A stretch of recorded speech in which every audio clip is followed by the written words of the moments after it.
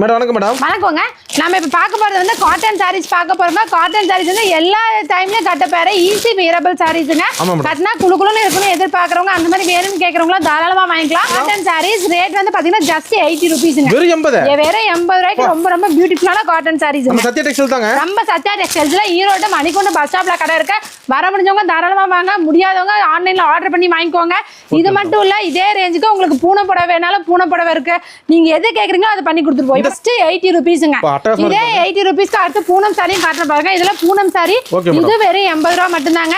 உங்களுக்கு பூனை வேணாலும் பூனை வாங்கிக்கோங்க, காட்டன் வேணாலும் காட்டன் வாங்கிக்கோங்க.